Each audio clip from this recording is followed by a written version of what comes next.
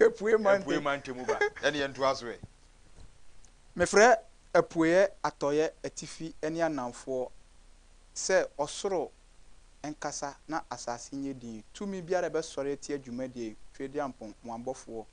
ndi wɔn so dwuma sine yɛsɛ efata na nkunimdie enya awurade made adomti amen ami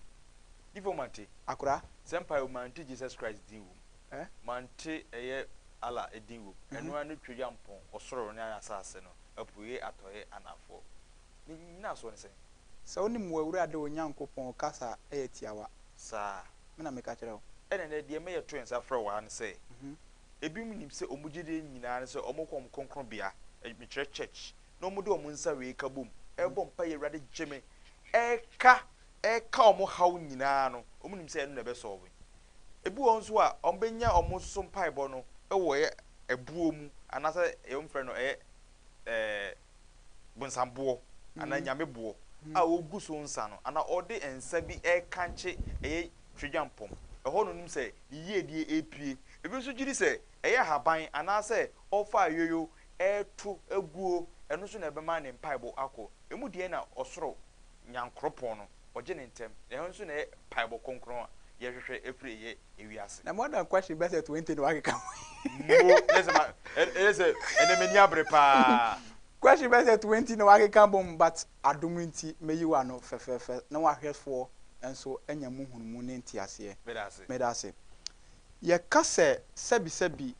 abrabomu enkoso ene empaebo ene niama ye befa so a ye bedi dwuma ana ye beye ewa abrabomu ema nipa abrabo esu bebie na se ya aware mpo a edi nhirapa bi asante se so okọ awarepa na se onya adepa de fa ye den fa bra fie na onya kade a totwene na ye se ukunu no eti wo be man so kofi wuti we ukwa awarepa eye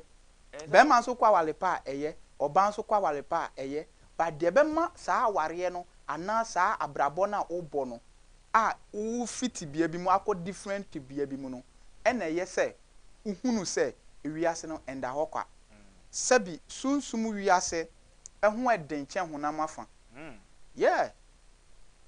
obi ka kire wo se spirituality eye useless a nipa no odada ebi kura no owo bibi ehye ne mpaase a obewa koye but onu bewa kogina ho aye tobe aye dide sa but at the end of the day no owa kade ene apede bi a oye ede ma ne bofo ana suman bi ewo mpaase a oye ede boa na brabo ede ehintan abrabo na hu se okọ nanim no but ni nyina achi no one wudi nkomo te se de mu nyina brothers in Christ sisters in Christ ana your friends ye nyina ye wo ye da baako ye nyina ye ko school baako but at the end of the day no de nipa eye ewosuma se awo me ne umienu ye ni mu hwe no o de kyerose no beba beto so na mum wa ye bibia awo onni hu idea wo ye difo na onnim kyerose mu no de ben pa na obo ade o hwehwe se ne noba ana se yen nipa no ye be ye asutie ama na ye di bepi anytime bi obeti wo sofo bi ano se obo bi so mbedi hia bi asa sofo no dwane free ni na ase achi wade kese e na ode eden ode to so te se tabrom no nyankropon bo yedi de to obi biara mu but de edi kan ye aye yesunsun sore ana me am yesunsun sofo ana difo no yen ye gidie ene wugidie emfa ano nkire se de ye no mfiri nyankropon ono na twa se ni party ase obi de ne moma bofom obi nso bɔ nsɛm obi kura mpo kɔyɛ direction okita sekan obi nso kɔyɛ direction so a okita tuo obi nso kɔyɛ direction a okita apetashi obi nso kɔyɛ direction okita nkosua ne nyinaa yɛ but ne nyinaa no de ehia kɛse paa no ɛyɛ sɛ ade na wo yɛ no ɛwɔ sɛ uhu na chi wadeɛ ukɔfre tumi bi na bɛta wachi adi dwumadie bi a atwa sɛ uhu tumi na chi wadeɛ na pɛdeɛ na kadeɛ ɛne mpempenso atumi no ene wokɔ na afenso no se owie a ɛwɔ se tumi no di all request efi wo no obenya de ama no because sabita frache untimi nkogina nyankopon anim enye dede na de open o de ama because tembi ya no wote se ye dede ya kompaebo ya ye nuama hodo bebre ya fasting bebre ba ye breakthrough ma anytime biara wo behu o kristoni a obeyi abodie no ɛde afi na brabo mu bia no emane ekwa hoyehia mu. For example, nneɛma atwa yɛ ho ahyia nyinaa na yɛde yɛ program cameras atwa yɛ ho ahyia nyinaa no efiri asase no mu na bae ebi nso fi buo mu but nyansa ne nimdi a ɔboade ne abɔde ato mu no yɛn sunsunsɔle sɔfoɔ ana edifoɔ yɛ kyerɛw kwan elidiw to the creator, from the creator to the creations ne akyerɛw abɔdeɛ no na wahu tumi a ɛwɔ abɔdeɛ no mu na watumi apeke odi a ɛwɔ mu na odi ayɛ bibi. For example, camera you be na eye but when ne won say when ne wa beda ni presenter wo obi a camera wo tie akire wo de ye adwuma nipa no so oye camera no so no o ba bi o but won say bosome so a komo wo TV ebeti oka no kre na obi we busa say sense ma oka nyina no wate ase o but a key or decode empaibo bible kire say ya no empaibo no ene asem no asem no so na ekobie bibia de amount because say we o tumi ana wo honhom anase sunsun bia wano kasa no ena ede otie na mebusa wo se eyensem paebo baba ya mama anase wo soso candles ni incense bi na woye bibi ansa na nyame ana honhom bia tie aye opede ama ana ugu nsa no egu eye bosombo no so no ene nyame eye opede ama in the first place no nipa biara etwa se nipa kroye ebia ade a meme de beye ade a ebe kɔ me din nanim a ebe kwa ka me so no a ebe kenya me so no ama na kɔtwe ne pa brɛ me no se wo wote hɔ na se wo nso kɔyɛ sa ade ne bia ebia emfa ama wo eti na etwa se odidi ni bia no etwa se wo kɔ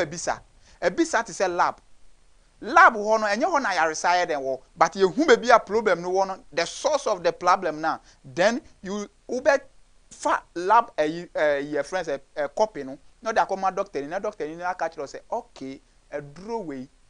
na ebetimi asasa yale way no da ko pharmacist ana yeah pharmacist no ho na ono so ayi sa do no the amount according to the doctor's prescription. So what you say na ayadwuma men sole preko pe enkwa wale men sole preko pe what you say enko bia adwuma say adwuma we mi na manya misika ntimi be bia adwuma men sole preko pese mi tu kwan na me na manya mis visa enti mi kwa brochire obi akwa brochire etia brochire fitini nkwala blema ma ne timi nyina ye white enso enne kofi mi ne wo kasa yi no se bitafra che obaga na o kasa omra Ghana ne kro ofele adenti we hunu ne ho ebi okra no ye woni pa bi wo okra na akwantu onye ma ye woni pa bi nso wo ho nso a uye business a ubeboka ye woni pa bi wa ye de ne kwotena Bank of Ghana bok krampo na ye de super group tale no ho a na se sika ni nyina begu ne so kra na osore just within 24 hours sika no hu de ode beye yedi esunsuma na honhom ne pe yedie wasetremu anase yedi nyansa ne twero ana yedi sua ne pe yedie. I am telling you on practical basis say anybody on this planet bia na oye yie ana wetime di yie na de oye bia gina no e de ama no no owe chitaidom e Christopher ye laki bibi ena mi bie sa ki no one ye laki say yebe bre ye ho ase e de ama the spiritual grandmasters a ye from the prophets obia wo na dwuma ene ne hihye a onyankopon de ama na oba be ye de abo onipa obi wo ho a uni ni di impu na odo ye friends wadwuma sem ehye ne nsa se onbeye manager enfama wa adwuma no enyini from obi nso wo ho se oye marriage counselor aware no obi ante mu nkada obi nso wo ho se oye advisor ye nte wo ne kofias bonten se oni obi gina kwan ho ye den kontokwa by this generation ye say yafa Yesu ne ye kra ne ya genkwa eti de ye pe na ye den ye ma ye ho eni ntino ama onipa dasani ankasa ye te ho no a ye te asisisi ano ama ye bread ye be bia na akopem eti na adane ye friends like ablabo kra ye wo twika se bia fan nkobesie eya ne se okonanim mo se no apem who need spiritual support who need spiritual background be like a back you up so we footballer no nim ball boss said then we star na ye wo na na ready na hu se we footballer you need a coach you need a manager before you can establish edi for sanyo mo we nyina ho na mo adi for no mo ne ye manager a mo boa ya ma yetimedi ya na say director to the field adam nte honhom ne maye ne ye ba mo na so na mo ma ye direction keke. For example, mama ma wahwe for example bi bibi ti say awaresem awaresem you need 5 consecutive people. I'll give few examples. You need a prophet, a seer. There's a difference between a seer and a prophet. Oh, seer your friend odihufuo, prophet chiefo your friend odifuo, and na uhia advisor ofutufuo, and na uhia counselor. Me say 5 and na me de counselor aka 1 me de be hinta wahwefo. Uhia sa nipa 5 we ansa na waware etime agina. Awale krampo ye hira so kra ye wota ma de hira wale so. Be kire say sa nyomani nyina ho. Enso mumu asofo no mu bi no, ana difo no mu bi no. Omumboa. Ebi nim, ebi zu nim. For example, me te say obo candle so. Ebi yusu candle wo mu dem, but obeba bonti abeka kire o say candle u yusu candle enye. Abrekwa ya kire o kire say mu say Kristo eso kanedua nson egina ho ebo mpaye e de ama ahotefo. Kanedua. Me na me ka kire o. Ero ne de. Incense. Ero ne kanedua. Na your friend say wo twi mu. Your friend candle. Sikejwa yam kese. Prophet Sikejwa. Bramadi abra ase ebe kire mu yi. Yes ebe fia be bu. Prophet Sikejwa. Se candle kanedua bra. David yes e ba be bu. David your friend say your friend say mistake and e buy kanedua mu your friend candle no. And incense as your friend aduham. Yes. Mo on ena meka mudi Ghana man na Ewiase ye na ye ninim die osunsum sem mudi adwedi agoro. Kofi, the secret behind this our generation is Christosum kra no utena se din no ohwe wanim din a no hwe wachi a mu ache miensa. Ye were the charismatic movement, ye were the Pentecostal movement, and ye were the Orthodox movement. Sir. Etinu die me sunsun sole me ye no. Ye nyina use Bible kro. But at the end of the day no. Pentecostal ni beka cho se mfinya me so ne yere de kontomre aye fro ya manadi. Kontomre no so no me so de ya kwanjira mo bi so amane yare eko. Because se uko hospital na se yale bi ba oni padua mu a ye direct wo de ko dietitian ho. E ma yes sound diet. Aduane ni bi wo ho a core system mu a me ni aduane a me di a meda. Minimum aduane me di a meye mre me spiritual background no entimi nya den entimi ya wake biom. Paul said me yim pa ye mo say ensiw ye na ensiw kra yi. It is a siw yi a if your kra lack sa okra no atale bi hyew your friend the garment of your soul. Say ye roto ho a enimguase yaredom aho kire awaleguo nkobesie ohu be kire wasase wesu sa Kofi onu bi na edi share Joseph ebi friend coat of many colors onu bi na edi share Joseph papa Joseph me na me ka kire Joseph o Bible mu agriculture minister me na me ka kire o no share coat of colors onu na ne papa wo de share no maybe odifo papa you see bofo to me and a treyampon and also freno. You cannot go to the creator direct without respecting his creations. I am telling you. Yet yes you betimi akọ opem so one chain director on go see obi so. And say mu yusu abofo a me minim say be free e abusuam na bai. Abusua sasa e de nipa achi. Ansa na ye se treyampon ono so yibofo de achi. E was asase so nti asase bofo and ewiem otumfo bofo and e kabo mu a and e de bobrei. Eti Kofi e na me catch us yesunsun sole adifo o pese wo ne ye nante a ma wanu nya du one. Ye wo amamre ni amane e na Bible no ye de kasa miensa e na churo sem no. Kasa koa, kasa bebuo, kasa tome, sabi okwase ante ase. Kasa bebuo ne de Kasa bebuo no any proverbs. E na kasa tome no de any prefix. Prefix no. And idioms. I see. E no so mo twa be no. Oh, fano so. Ai. E no so na mo be emu ba, na mo de twa be no. O de ahaya kwan ho. Oh, e ya sembusa. Me si ahaya kwan ho. Hey.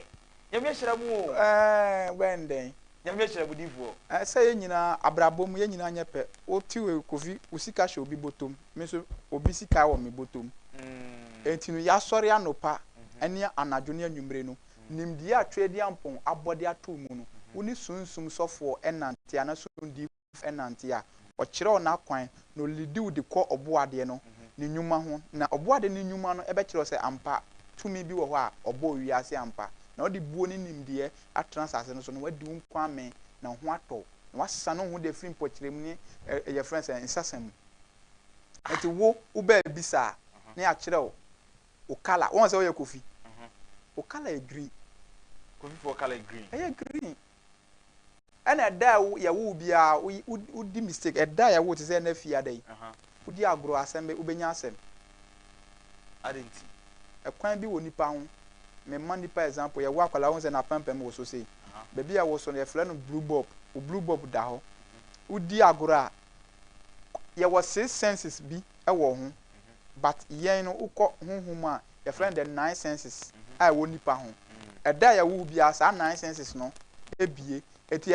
eda ya wo bia no de nipa ye bia o te na ase de nipa ye bia no se ye nkwase asem se bi afra che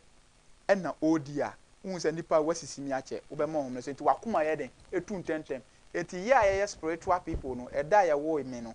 na me hyedan mu na me ye fasting na me pia mema me kra na aduane me say for example yam fan say me de yaw for ye kra aduane ye den e ye watermelon eti me watermelon a me pon me fasting wi a na madi na me kra no ho ato me wi a masa to nkosua ba ko na madi say okra yaw je na obunye den ento yem ansa na mapie obia wo de oye ansa na wapie akodwa so na office nipa nyina na nam abonte na nipa na me wie nso a ma hye me kra tare ye color e blue color e wie mu nyanya me sakana ya fo no me na me ka kire e na ya obi a ye frɛ no ya bia no ana ya bia no enye ize se ode na chi beka form ye den ankasa ye ni nso ye den ye ma no nso omudi ye ntem chen mmema no ya fo no me na me ka kire e na de o ne ya de o menye wadwe se osisi no obetimi ahwe odin se studio obetimi aka cameras ni nyina agu emfa no ho onlusu hwe ntina me yire ya na nsem bi ye oye nkwan kama odi agba bedua agu o hwe wasan nkwan no ha no nso ya ni nyoma oye ro fie medwo menti ase e na yafo ye kra dua a ye betimi akọ ne nchen ene na kasa e ya besidua etwa to hokora mpo aboa bia kora anwe enwono eti days ni nyina no ansa na obetimi afira abusua bi emunu kise ohuni saa no we nyina saa laws we saa rules we saa your friends conduct we mu na u follow principles na me say ade ne ye honam aye dotie na obo ade abobo ya ma enua obi sori ya se obedi ya de so ko se de okasa bisidua ekokasa kire bisi su ye mum o wa meto saa ne ma no wa ha be betu ye so ye dua me bedi bi me su bi twa bi dia ko uti wo sesi a dua na ma ho ayefe o ye sure na enye your friends asa wa na ode aye watale ya hye enyi nimdie we in the world of technology we are in the world of technology but the oma asawa design atale kama ye hyewi sansa na atale ne beji din no owo de man sa akwanya no ema ne ye for example bob ya e wo studios ya atwa ha hye the oye de o invent ye no da ben wa ga say why na inventing bob enti me nko google na me nko search na me hwe ne ho nsem eye hunhun bi na ni ne ko apam e ka kire say wo onwale da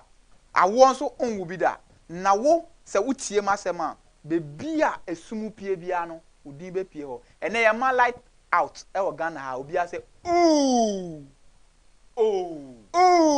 ne nyame ben a da bi say just a light na eden e ko out ba say no so e bibi no so ye nyame bi friend say aha ye kwan ho de bi ukasa ha ye kwan me ni ma hwefo no ye ni akwan wo ha o kofi so obi de yesu so sofo ene adifo akoko ntu bedwam ya akoko ntu bedwam de na wo ba me platform so be de ha de ye de hinta wasetrema ye ntia ase no eno na ye bepe adusua fro tu kasa ha ye kwan ho de a na wo ba ba ye de say wo pese ye di demons ene ahunfi hu nkomo a ono so ye wo mpa ya mebo na me mmeka enkire wa hwefo ene watiefo enwie na mmekọ a na sadi mo na akọta me abekọ amanye ho adwuma ne se me no musura de yesuro de ba de e musura de a de yese de hinta wase tenam ewie ase ene ye pese ye gye adesua se bi ye bebo bratre ne yenye yedie ne ahoto ne yeda ye ho so na wo be ka kyerem se e ba ba attack wa ye tu ye attack ye wie ene ye pede obegye ye ne wo be ye de ena me kyerɛ se bibia wɔ na kwan nti na youth wi mo de mo pɛ eye bibia but at the end of the day you find yourself at missed on say yese okanidi bia no wo gyina ma oman memi tuwe me ne mahwefo enye me nkwa na mete ya dom no gumachi o mo hwe me we efie eno mayi mimi ko Facebook nte se enye me nkwa na mindie ho e mo mayi mi se me nkwa no mebusaw se die na hinta wasetere mu ama wo mo a omo wo ntwetwede eti wo betena ase ka kire me se ena ha ye kwan wa ha ye nye kwan ha ye dom efie ena wo betena enye kwan na wotwam ka kwan de aka me use ye road nu ha ye dom efie eti me musaw esese eyasetere mu wo demons angels bi wo ha ana de bobra na me yehu ne kura dem na yenye se mabu ya sofo abu yi okay mama nchirem wonu nu mi ache na medemani ato obi ogina wachi obi wo mechi ni potete wo nti meka eni enko eni emre ni tia ni potete wo de ba tv mu nti meka mo kofi me da ase asori kura yenya asori kwa yembi adwuma kwa first na masori din di Soldiers in Christ International Ministry. Okay. Kofi me kan hyenyame animonyam se obi a onim bia ebedi ho adanse. Se ye ba won chene se ye bom pa ya bebi ya bibi hye bia ebetu. But se bi until se sunsum no yi ne ho adidi kire se wo na me ne obente. Angel. Me na me ka kire. Angel be demon ana se nyina bi e demon, omo so nyina angel, demon ana angel. There's not on earth that is evil beside the creator. The creator. I see. Genesis chapter 19. Osuma sa abofo mienu so monko Abraham. Inkremoni be friend Ibrahim. Ene ne yere Sarah nchen. Say. Wo afise se be ba no anyensan ayeden. Awo. Na ode furu ode siri ye be hye wafunu mu den. Emma be fura kwara ne se de ben. Isaac. Sa mienu na esa akọ Sodom and Gomorrah. Ekodi ewu ho sa abofo ne be from sen and dem ntimi nkyere wo na e difo nti obetimi aka ani nti na me say wo na enye wadwuma no eti se wo bibi ha wo sa na to anamon ye twa de nyame afro enju apie enje no wo se friend say dwuma de bedi e wasase suma no sabita frache bia no wo de onyankropon body tool mu e de ba asase we so ono na e friend nyuma ono na wu abako bu maten sabita frache meti we ma ye chinso operator da meti hoi mati koko nhwe so da adwuma din biara atwa se nipa ye na sa asem eda metinya sa hinta asem no me ne me papa ya aka because na akwesa o metri so because na me nursing training na me nursing training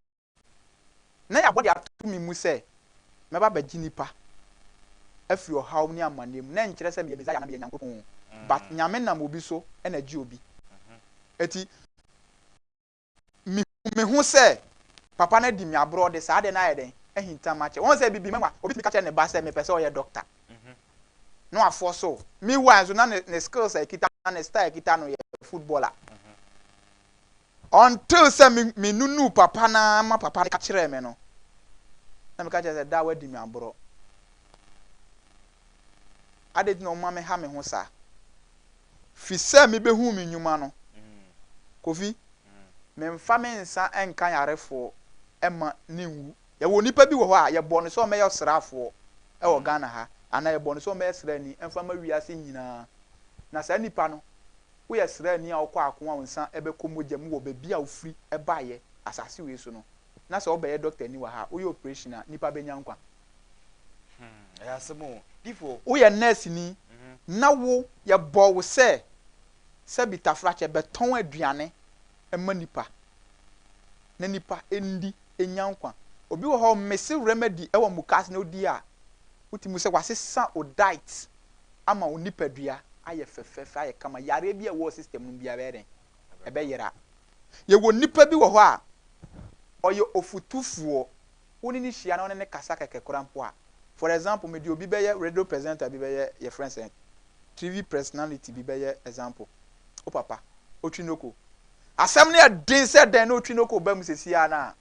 No de na no tumpe. Voice of the voiceless. Bonse na assembly den edum. So what they make an say? When nyuma ene ode boa ne man. Ye time Ochidi call radio mu. Almost about 26 years ni. Na mi so. But still papa no da so gina na so. Adwuma nya wadwuma no. Oho no be hu se ye bo se sebi be ye sofo a ana be ye elder ana be ye your friends abusuan panyin na opro ho. Ekọ tu mampo America obi anya den ensomo. Se what you say? Enti ansa na obehu se bibi sa tata wo no. Etwa se utu ho anamo. When to one anamo your life will be miserable. Ya mo wan fam ma wiase se di okun anim no abeye leader ye wo bi wo ha ye bo se be ye den besom ye bo se be leader ye bo se be ye den besom. Leadership stand for example as a servant of the people. What is the American say? But nipa be free say oh here ebinim course krampo mo pursue university kura, they have no clue. They have no idea, but they are pursuing it. At the end of the day, we graduate and on Mablabum, no more organize it. Unemployment Graduates Association demonstration. Yeah. Obi se we teko. Okita nimdie, ayetimi die your friends electricals. Won nimdie. Kurom ha, kumasi kurodua kese yi mu. Ontimi design traffic light ba kumpo e ma fancy baby. Nen can say made by KNUST student. Nipa Kofi Esubonten. Let's say o kasa ni mu nyina no. Enye ye mpaebo, enye ya peteshibe ye hwegu efom. Esu frɛ obaade ne eje ye so. Ye momu no aya hon bi e na wokɔkɔ pa etimi pia wokɔ asetena mu yidi mu. Me na meka kyerɛ o. Saon. Me na meka kyerɛ o. Me ka no kura kyerɛ o ene wahwɛfo plain sɛ Kofi. Uti hoi. Sɛ unnim ho na wanhu nnwuma da bia adwuma o ye wabambebu.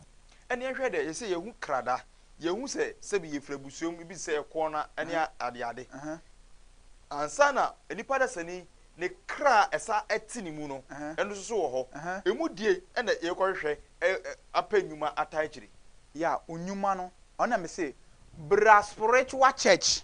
na yanya bi sama o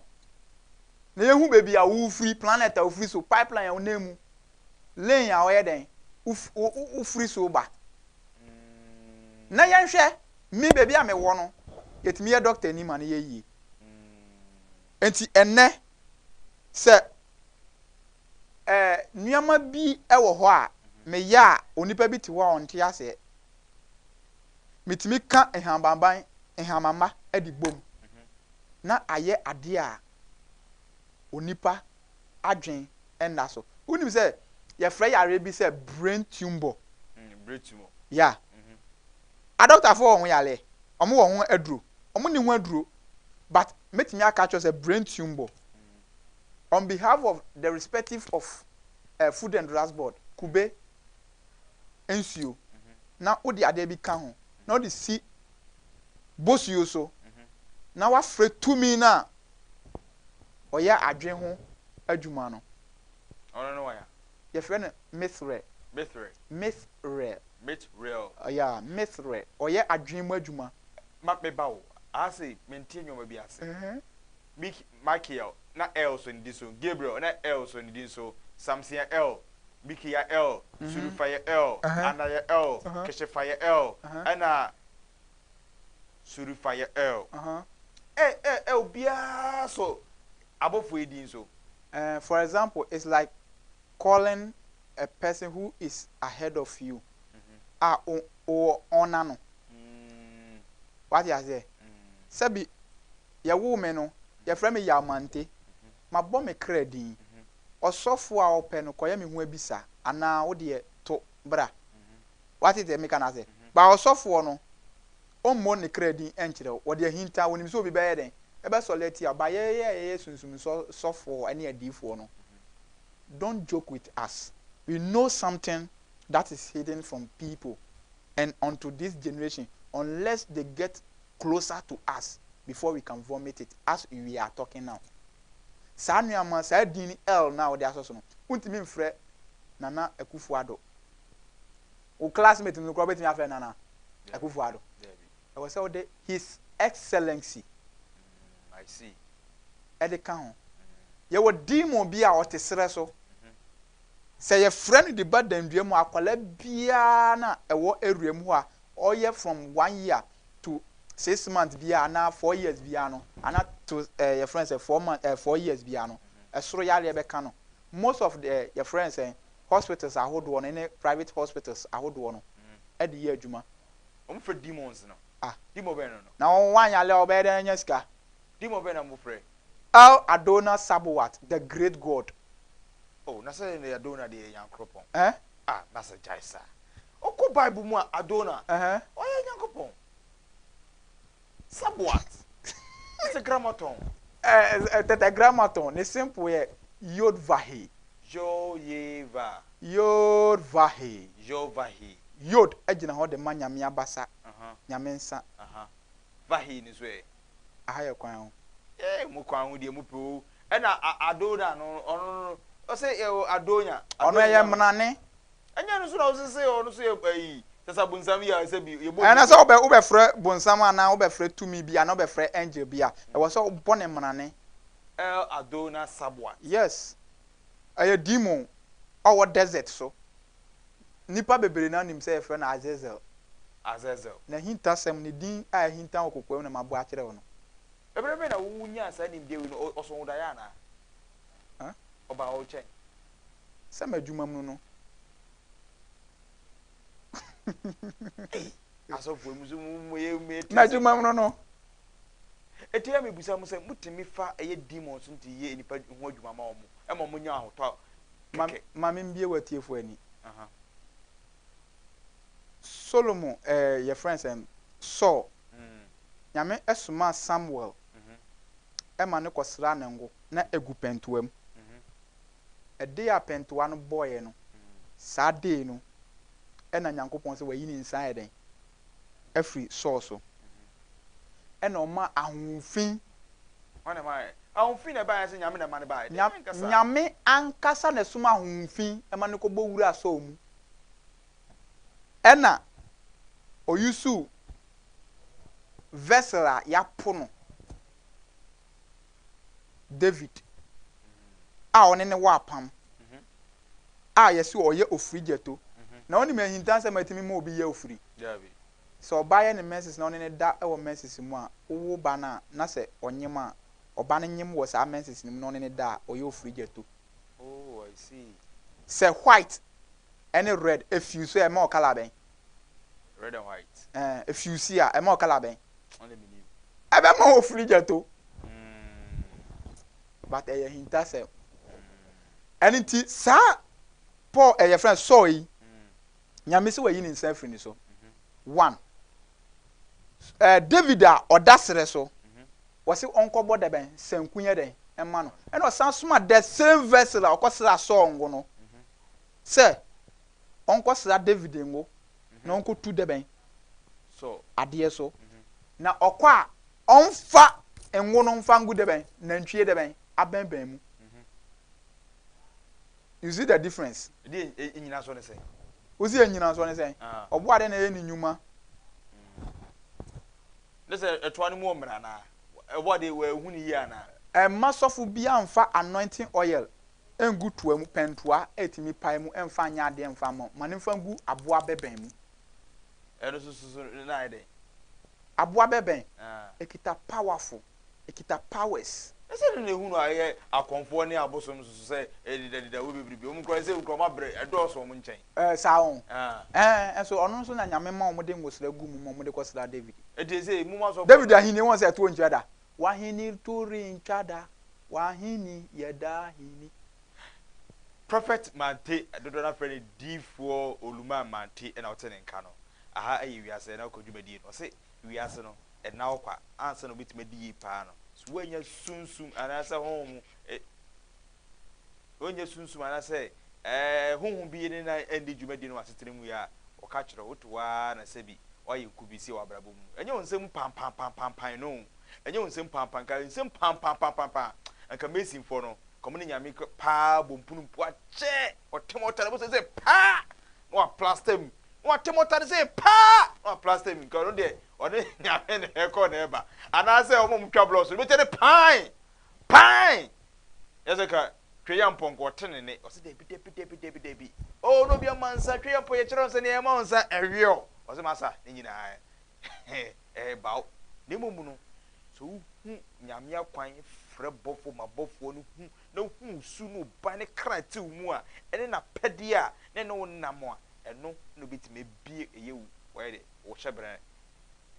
onia wo so mu sɛ eje bia bɛba wɔn kyɛn na ansa na bɛba wɔn kyɛn no me musa me last question because akɔ yɛ sɛ wo daadaa me twere ma me di asɛ sɛ a kristofo anase yɛ nipa dasani wiɛ ni free yɛ esu mu no emu ba mo adifo na yɛ ne mu nanti yɛsɛ yɛkɔ no yɛ den a mo na mo dwane free ɔhan mu ekofa sum no nyuma no ɛde bɛboa yɛ dansani yɛ nipa dasani yɛ ni ani no ɛde boa yɛ ne ebe wi akyire no na sum no ɔmo dwomo abo ade yesu sun sɔre yɛ nyɛ adwuma saa nese mo di se mo nyɛ mo adwuma saa mo isu nsuo mo isu asase mu isu nnua mu isu ahaman saa nyoma me ka nyina nso omu titim because woni bibi wontimi hiye obo ade ne nsa no nyuma mfiri wa brabom da ya twero na asemu sɛ the day the last three on this earth will die the last man will die the book of Judges ɛna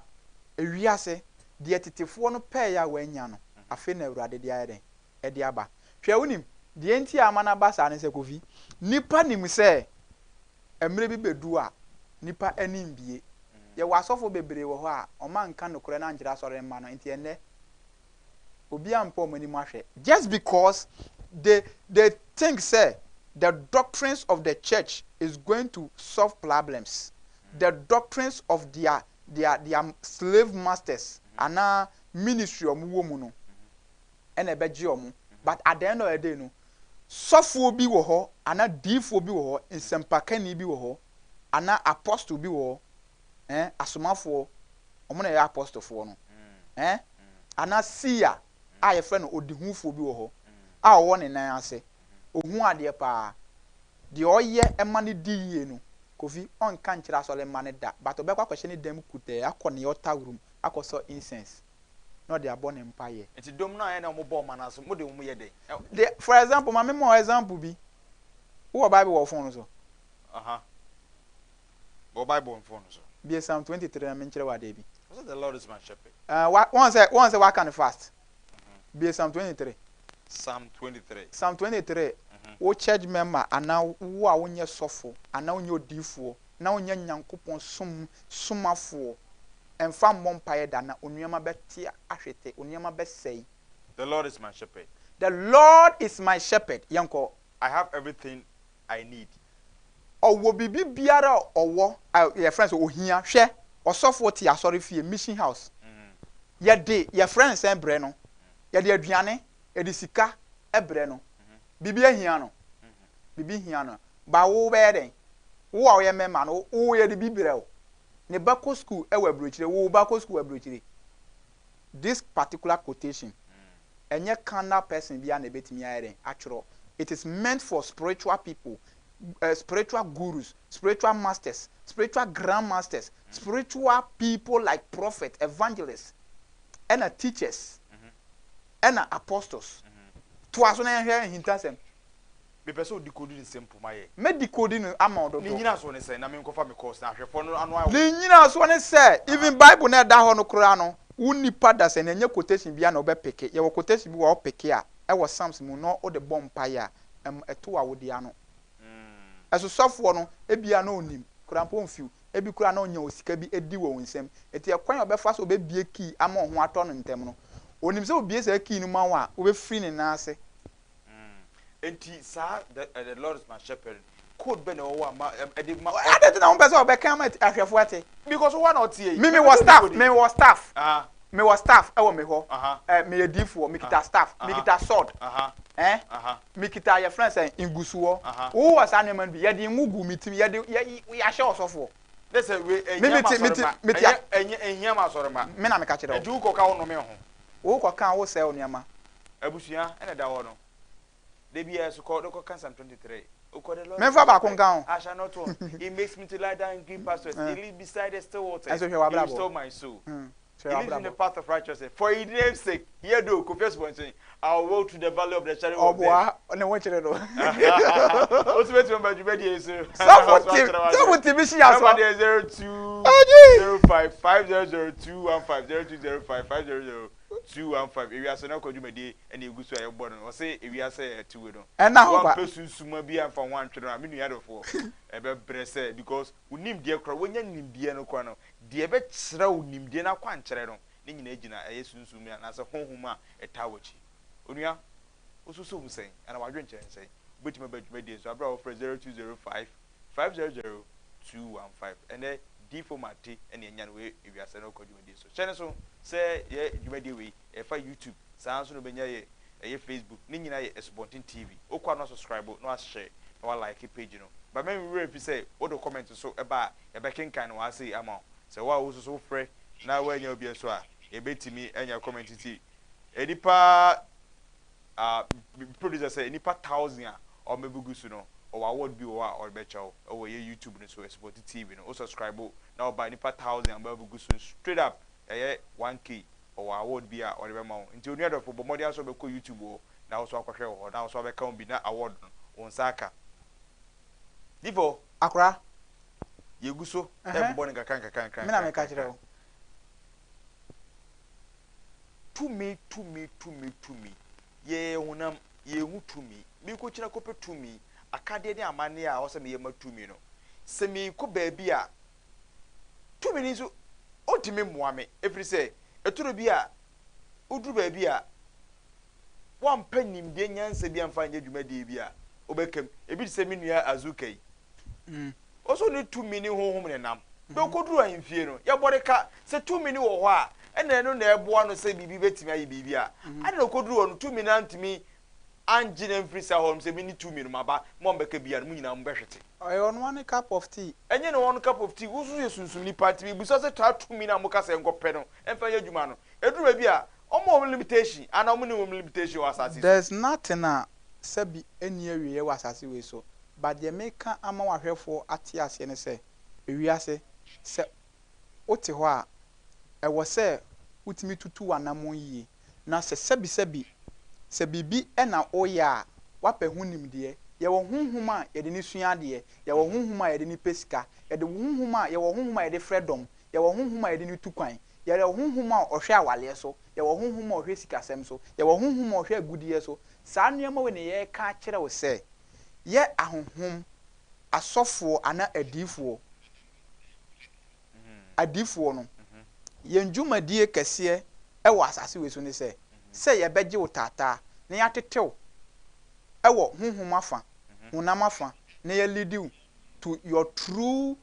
idea obode abode atum e de aba asase no so because ewiase se ote ho na se ade no unim se den na wampa obi ama na nso wonsa enya de obedu ho da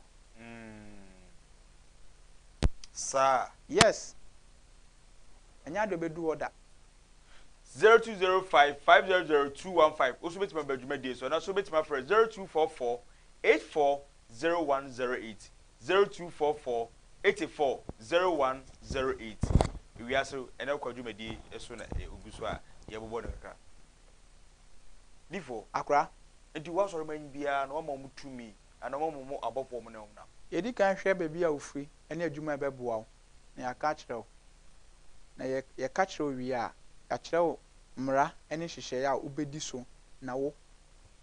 asase we so oba ye dachi bia no se okra ekọ ne nchi a odi aka asase no so na sabita frache ukọ oboade nanim so a de esoma wo no obeka kiro se wadi kakra hu nokra ana akwapa nokwafo se wadi kakra hu nokra ye mawambo yes ye hwade wo ha obi wo a oya sorba o se eye kofias bontenya me jeme sofu we nyame enjeme owura soro dem a ka nyame anko wo gene no me di se munum abofo no munyame no owura dem a bambo e de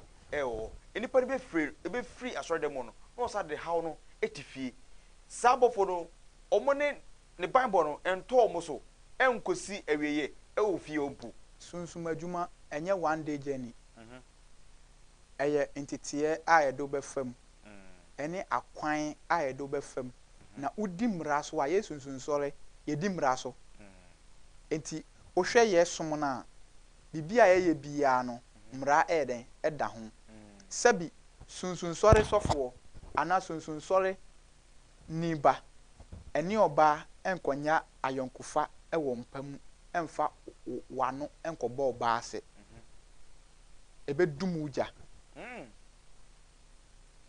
sunsun sore yan ri preko sunsun sore yan no monsa wate de meka na ase aha ye kwan ho se wate de meka na tere no eni ti no ye wonuema bi wo ho a se unnim na se wo ya eya na esore ye den etia wo ni padua na nkasa obi wo ho a nsuo mu kura na oni oba ye den e have affairs e wo ho se wate de meka na ase but at the end of the day no onim se tumi bi nso eti nsuo mu ho won se meko ehihie o enso emu e na aboa bi ni ne ma ye den ete enti ansa na wo behu se sabi o obi edwane e de atoa wo a wo ye sunsum nipa no ana wo ye prophet no ana wo ye leader no e da asore na no etwa se utimi ka nokore e kire nipa no na nipa no hu ni mistake a waye den waye na ye wo cleansing bi ana adware anuama bi a ye de dware nipadua na ne ho etimi ate 1 Psalm 55 Psalm 51 verse your friends 7 was fa dware me ho na me kra ehun fi na me ho nte se sukyerema ya hwa de wa ase o ma mete se kra da bia wo aya eduara se bi okọ okosugu ni so a yedi pim ana se unya uhaw anu adru a eba yedi mu for example ma menche edwada edua ene de en kofi edua edwada edua ene de me sere kofi ono pa de me ka kire se me ka kire woni wahwefo pa de na kan tokwa besi wa asisi yi difo akura ase ahwefo person be tutu e brade wa ase hwe ade bia eni ahintasem no wonim se obi nso hu ukra achi wade na so enye nyina na yaho oden no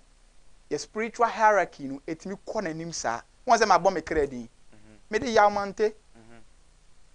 se wate de meka na ase ma bo me kra din won se odi kofi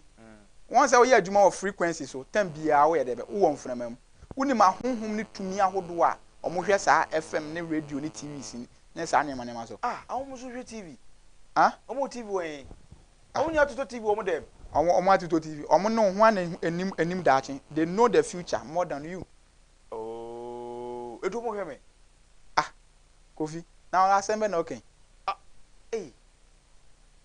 sa me kan dada Ewiase Nna Ho Kwa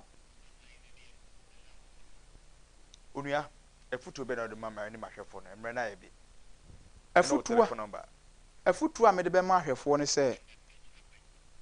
sabi emma onipa biara emfa bibia oye bia trara keke na de awum se uye kristoni a etwa se uhu wakade wapede ani wachiwade na huhunhum a etimu a ye fre no okra no na chiwade ne na pede ne na kade na utu anamu bia hunuhu se de ye wo ye no de watenka eka kire wo no efri okra ni mu ana ansa na watu hu anamu enye sa men sore keke enkoye de ye wankasa ope difo mante wo behu machiri kwan e wokofodua abonten so epue mantem na me number ene gugu screen na ase no me number ye 0551 228000 0551 228000 hwe kofi me pese me ne wa hwefo echiade obi biara oton ade a eye aduane ono aduane ton ye wo tumi ohwe eja so na pede eye frankincense a ye fe ne ehye jene na otwitwa ode ye recipe na na ode ye froye no ne ho na wa wai de gu ode kwa kogu bolem no sunsum no so na pede no fa jene no ne ehye no fa fra na yam o yama bo modern ase wo de begu konkom wo de aduane besi so bia na fa gu gyanum na enwusie no entunko wie na bo mpaye wo wie nso afa bi gu nku ana oya bi a wo pemu na fasra wo wie nso a bebi a wo kwakọ gina obeton ade no bo modern ase wo be den wo be posa e wo nsam no wahu na waka se wo fridwa edwa beba di format na hotel nka no Ewiase Nna Ho Kwa dwumadie no so no me am di dwumadie ni ho chia me ne ye fra bi ko Facebook nti na hye ne so e kina eye asanteman old school for almost ko hang out e wo ye Safari Gardens omo manya 15 good years e wo ye asanteman omu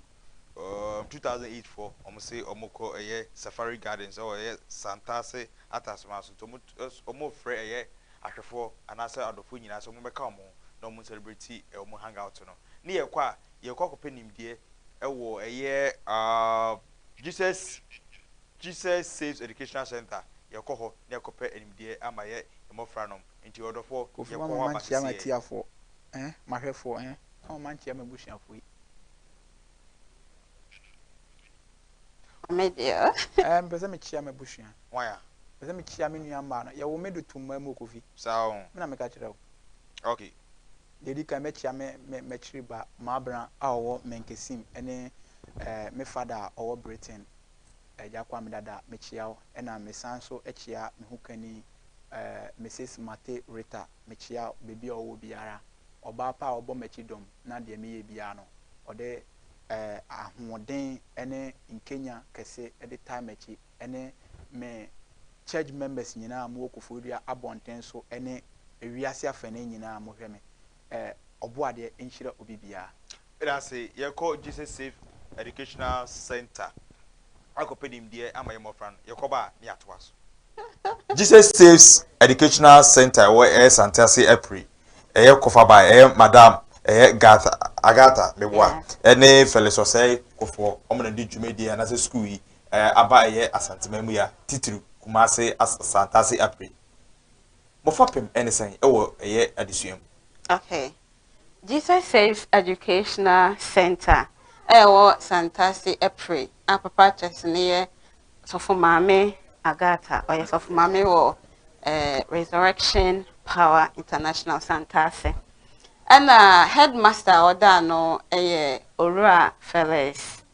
Osei Kofo. Say ni nua ene chief of staff. Oh, okay. Yes, admanyam for Akosia Opare Osei. Okay. Yes. And so no na eda school yi ano ewo honom. Na school yi efa pempa ene say obebie emofra adwene mu ewo bibia ho eye culture eye ade bia ekoso a ebeboa ama mofra etimi adi nkunim ewa abrabom sene kasafa adwene ho no eho de ye bie enkwada adwene mu de betimi ama no solve problems a obe face